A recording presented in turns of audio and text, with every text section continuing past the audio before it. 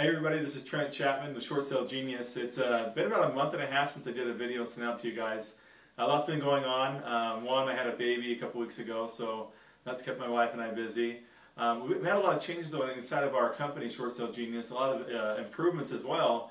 Released our new website recently for those that use our file tracking software and the forum and the tools within our Short Sale Genius system. But today I want to share with you something I see that's going on with Chase Mortgage. A lot of you have dealt with JP Morgan Chase in the past and probably have mixed feelings towards them. But they've made some changes that are interesting. I want to get your feedback. So if you would, give me your feedback on what you see going on with Chase Bank. But we've had a couple people tell us that program they're doing, where they're offering a $20,000, $30,000 or $40,000 cash incentive to the seller to participate in a short sale, is actually working out in some cases. I was kind of skeptical at first. I thought it was just a bait and switch to get someone interested in doing a short sale, telling them we'll give you $20,000 or $30,000 at the close of escrow.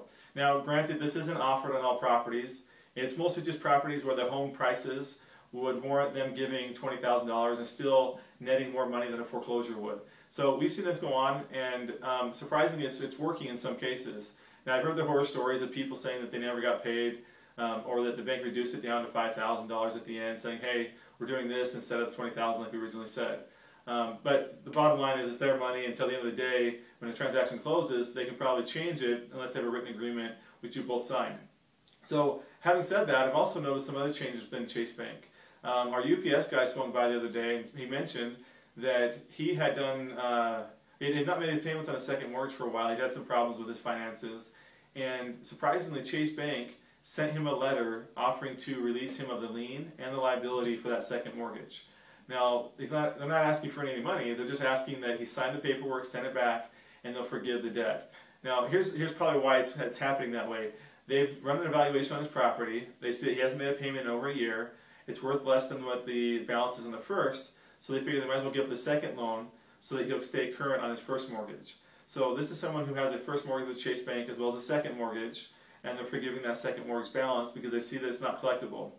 And my belief is they're doing this in hopes that he'll look at working with Chase Bank on a modification if he ever gets into any more trouble, instead of just letting it foreclose or doing a short sale. So I applaud Chase Bank for being creative, but I also want to get your feedback on what you've seen working and not working with Chase Bank, and if you've actually seen improvements in the way that they're handling the short sales in any way. I personally am not a big fan of Chase Bank. I've had my run-ins with them on short sale transactions, but they're still working with us and doing short sales, so I can't complain too much. But go ahead and comment down below. Let us know your feedback about Chase Bank, any experiences, good or bad, you've had with them, or if you've had any experience with that program where they're offering a $20,000, $30,000 or $40,000 cash incentive to the seller to participate in a short sale.